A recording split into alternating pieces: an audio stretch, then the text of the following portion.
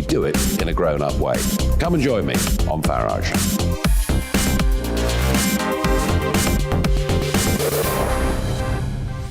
I'm Dan Wootton. Join me Monday to Thursday from 9 to 11 for the feistiest and most fun news debate on TV, where free speech reigns. I'll bring you a sharp take on the day's biggest stories, bombshell newsmaker interviews, and A-list guests. And I guarantee you, no spin, no bias, no censorship, and no reason to go to bed. That's Dan Wootton tonight, Monday to Thursdays from 9 on GB News. Hello there, I'm Eamon Holmes. And I'm Isabel Webster. And we hope you can join us for Breakfast with Eamon and Isabel. You make me laugh out loud, belly laugh. Is that important first thing in the morning? Yeah, absolutely. And there's me trying to be deadly serious. News is a serious business. Yeah, I have to rein you in sometimes. Well, it doesn't stop us laughing at it. It doesn't stop us having an opinion on what's going on. Yeah. And it certainly will not stop us reflecting what you think. Weekdays from 6 to 9:30 on GB News.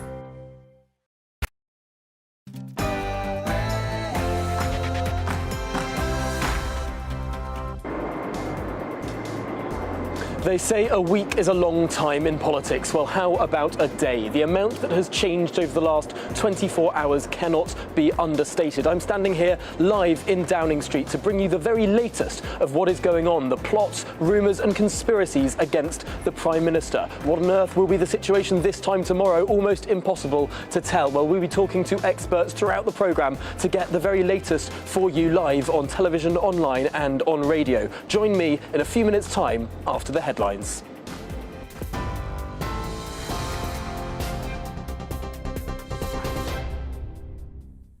very good morning to you. It's 9:31. I'm Rosie Wright to get you up to date here on GB News.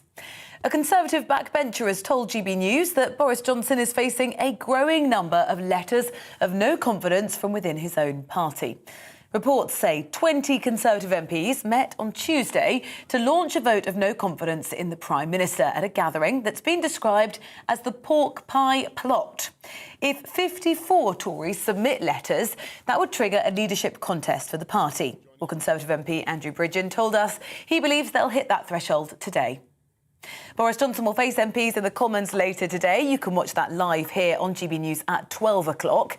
It's also expected the Prime Minister is going to announce an easing of England's coronavirus restrictions. The Plan B measures currently in place, which include working from home guidance, COVID passes and mandatory masks in shops, expires on January the 26th. The cost of living has risen at the fastest pace in 30 years as inflation rose to 5.4% in December. Well, that's up from 5.1% in November. The price of food, non-alcoholic drinks, hospitality and clothing went up in the last month. That rise was partially offset by declining prices for transport and recreation. The Welsh Government is being legally challenged over its mandatory COVID pass, currently needed to get into large venues like cinemas and nightclubs. Well, the campaign group Big Brother Watch is seeking a judicial review of the scheme, which came into force in October of last year, calling it draconian, discriminatory and pointless. You are up to date here on GB News. We're on your TV, online and DAB Plus radio. I'll be keeping you up to date throughout the day. But now back to Tom and the briefing.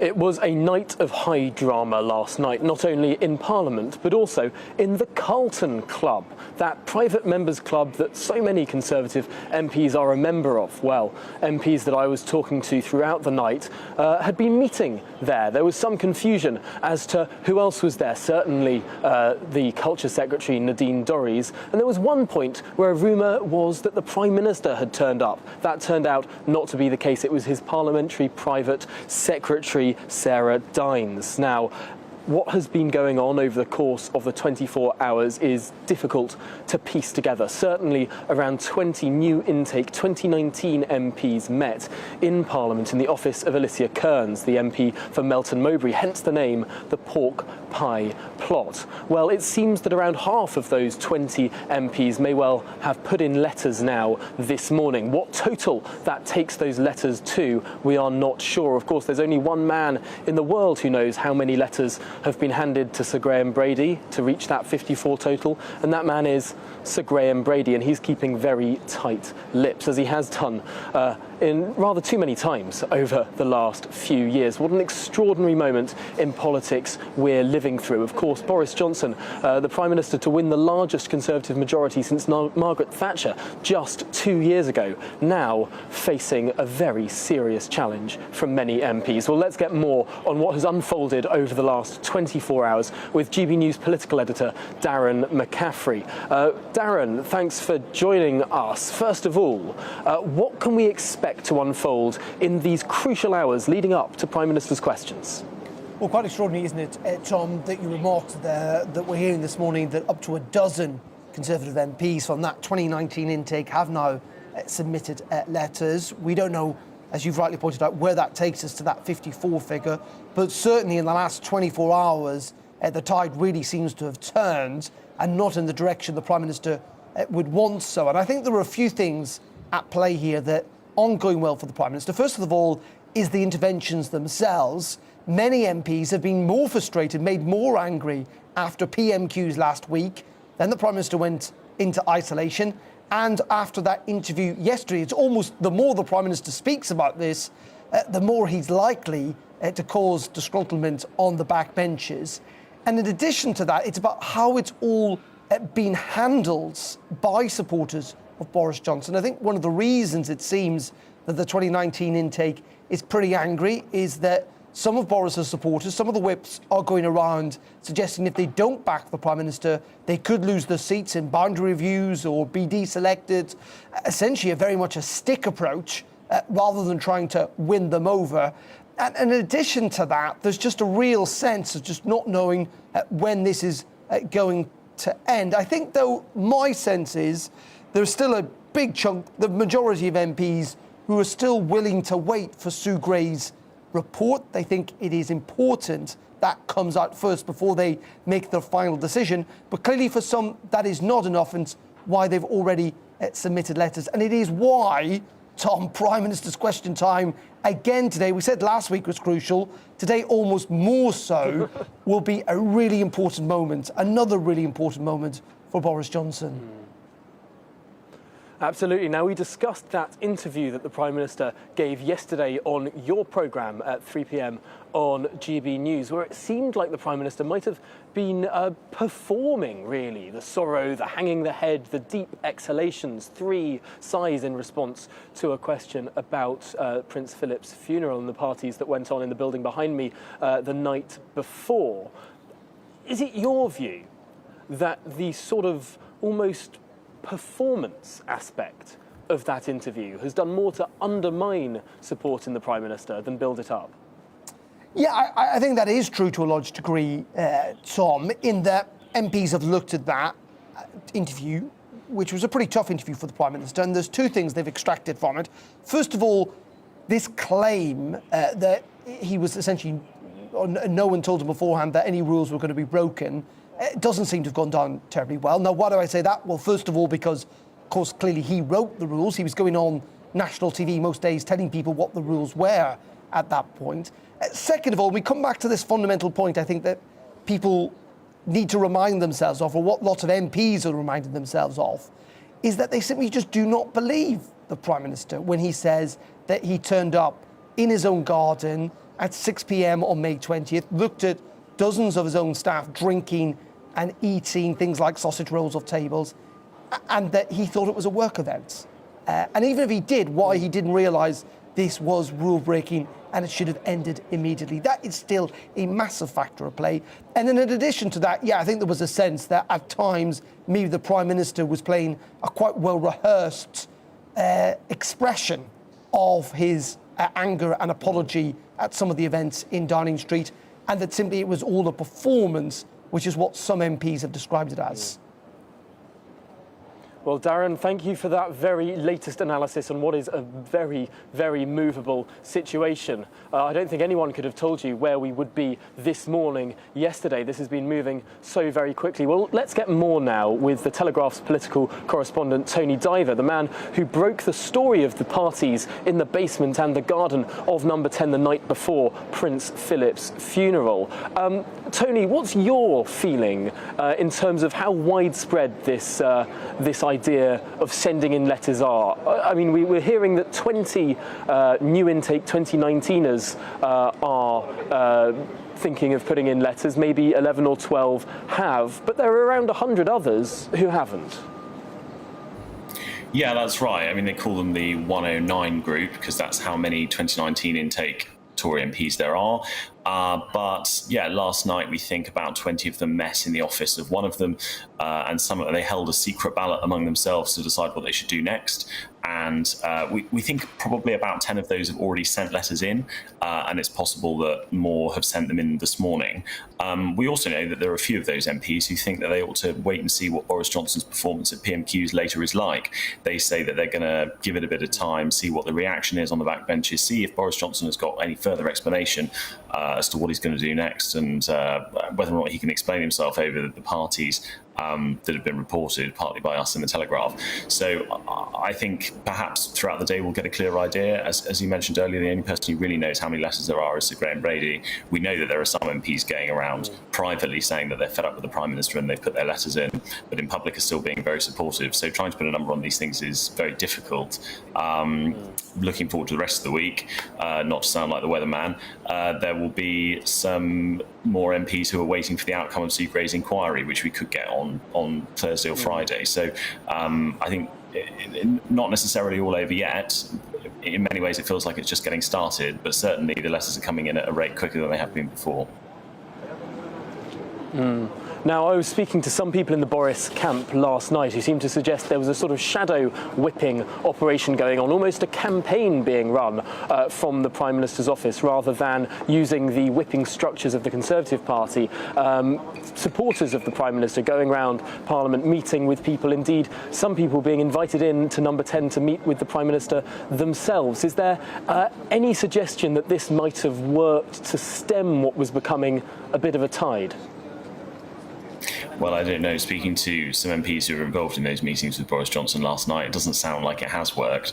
A lot of them feel that they're being patronised by Downing Street. I mean, I think perhaps the reason why the official whipping structure is not being used as much, although we know that Mark Spencer, the chief whip, did speak to some of the rebels yesterday, is because these MPs already feel disenfranchised with Number 10. You know, these people in cabinet are not their friends. They feel like they're being talked down to by colleagues who've been in the parliamentary party for longer.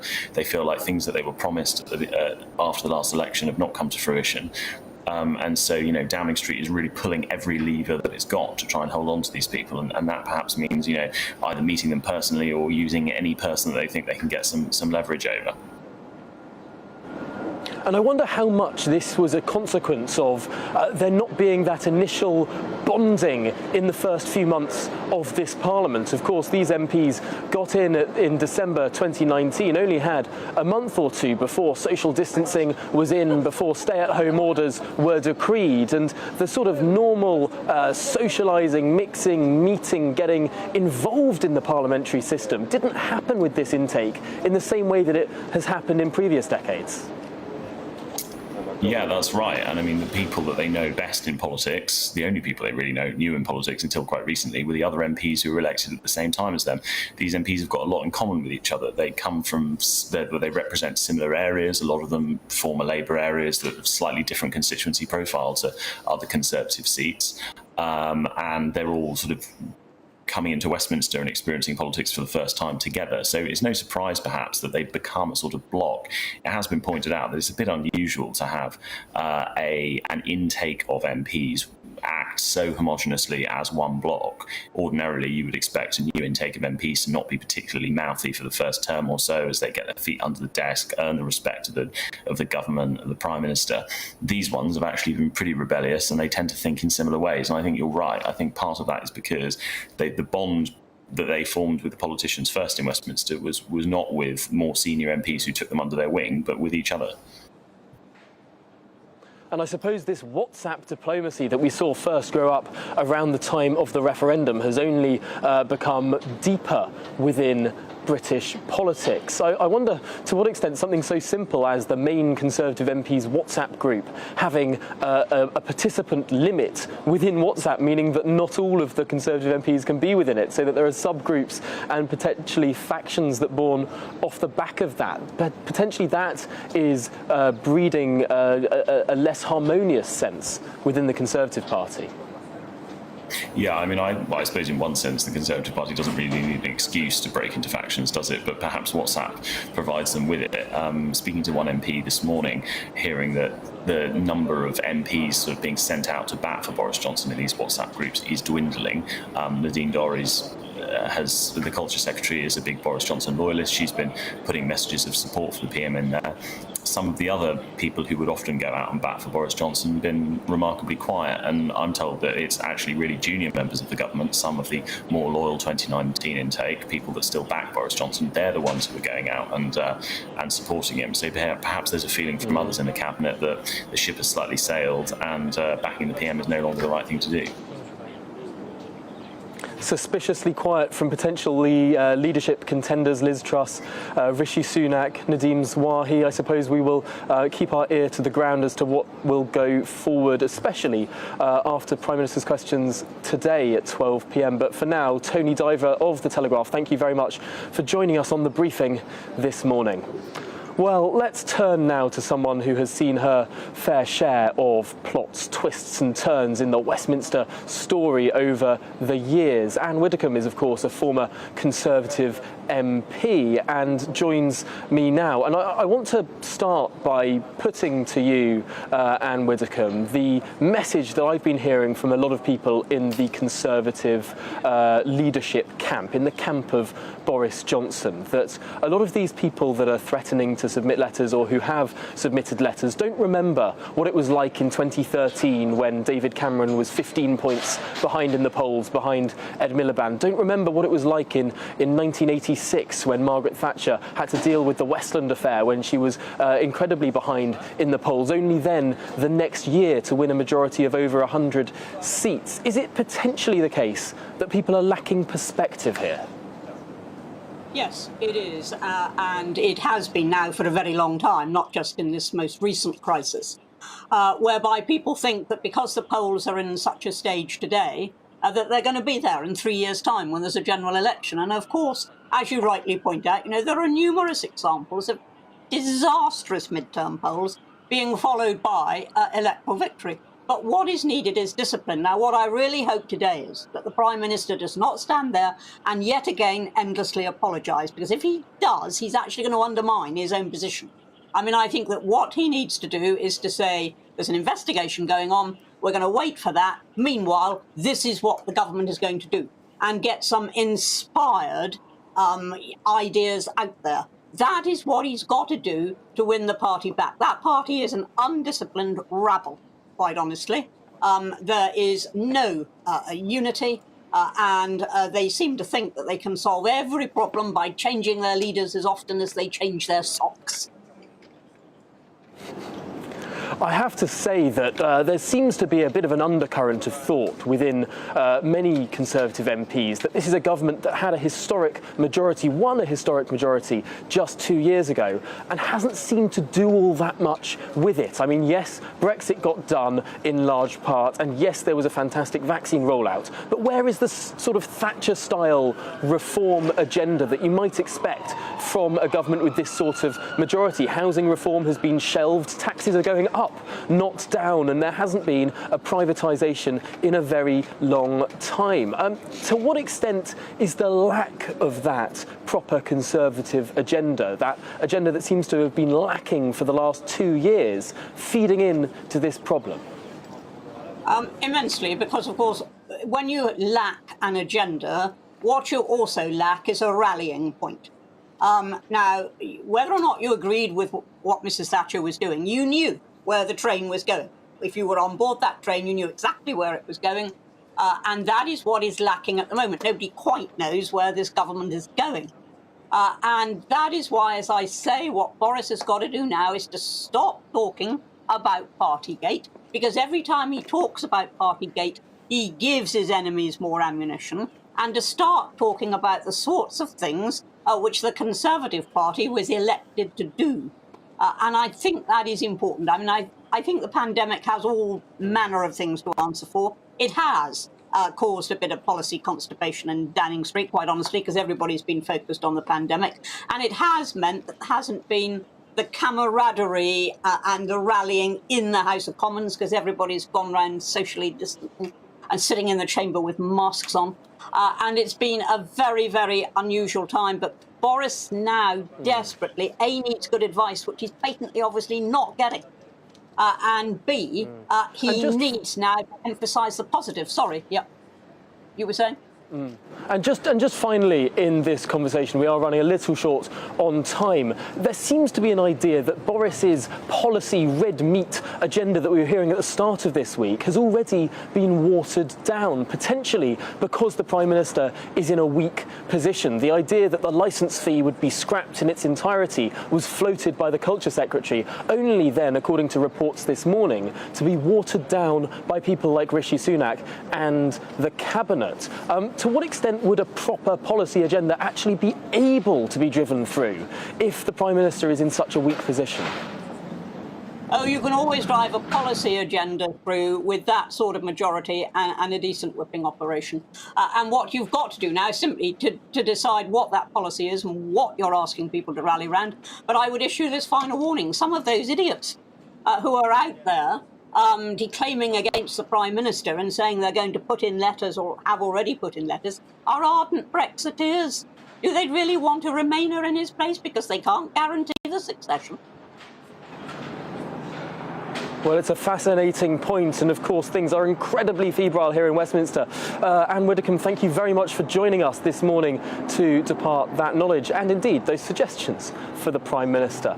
Well, let's now move on to something else, because it is not just wine and cheese that is driving the events of the country or indeed the world. 100,000 Russian troops are on the border of Ukraine, and invasion seems potentially probable in not too long a time. Let's speak now to the former British ambassador to Russia, Sir Tony Brenton, who can join us on the programme this morning. Sir Tony, welcome to the programme. First of all, we've seen extraordinary troop moves from Vladimir Putin over the last couple of weeks. In your view, does that mean that invasion is inevitable?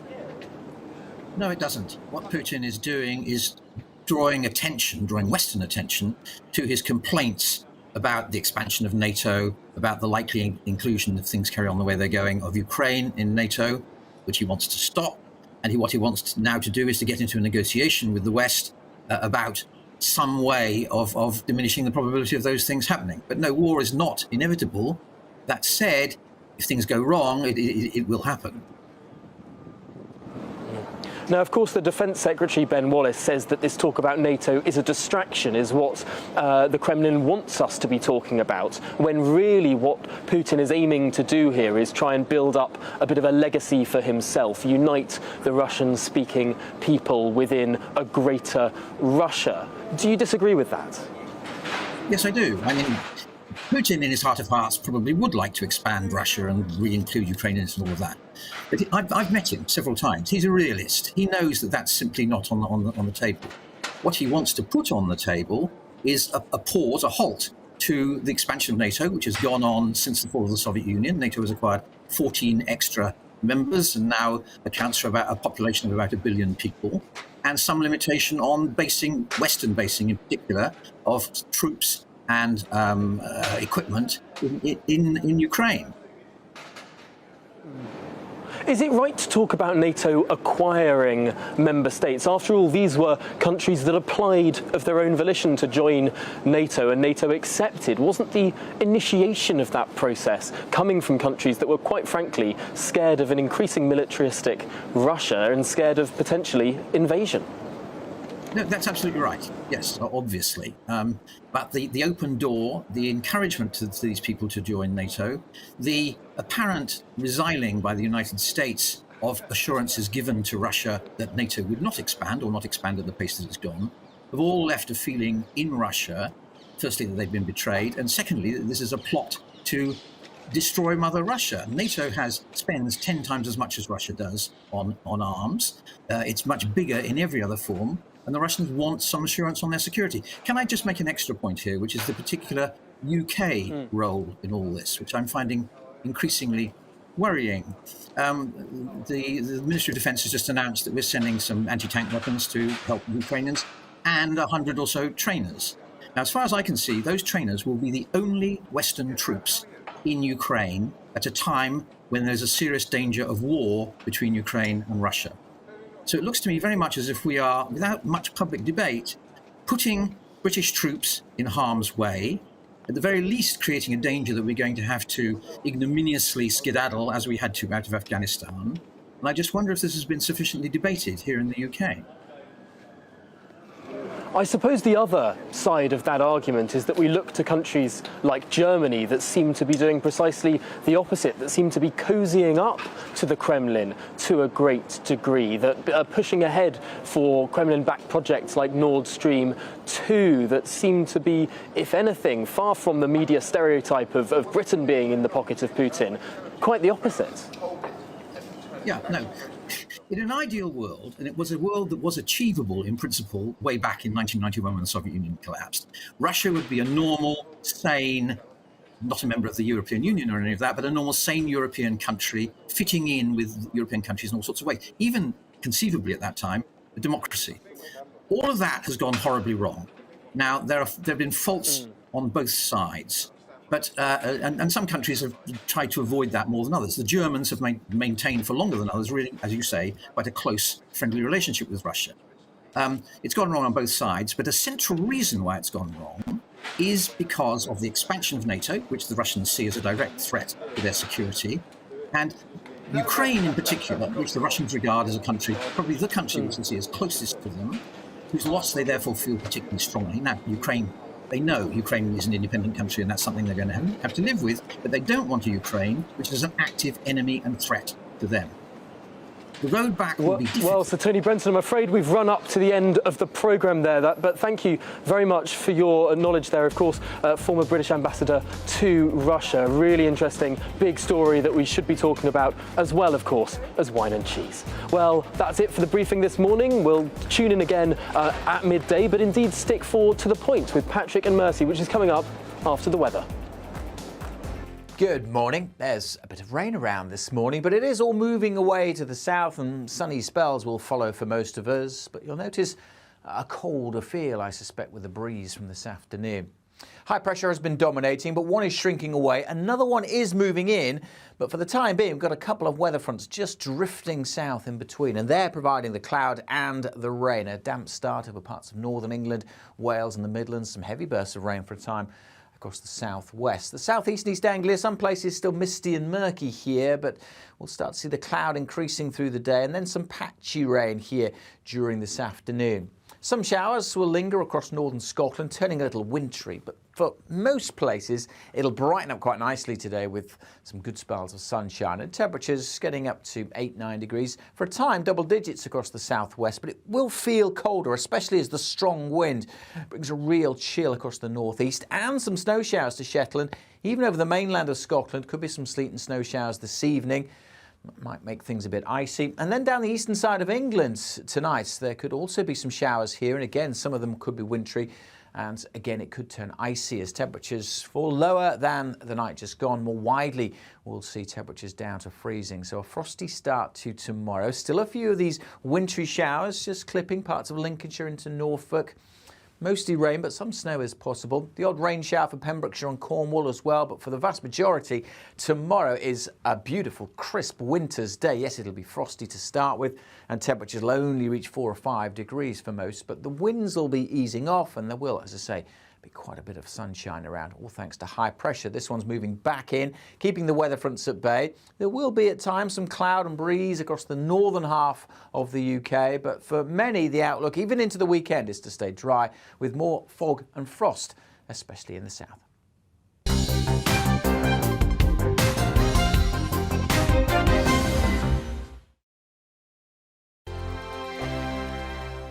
Hello there, I'm Eamon. And I'm Isabel. And you're watching the GB News digital stream across the United Kingdom. And around the world.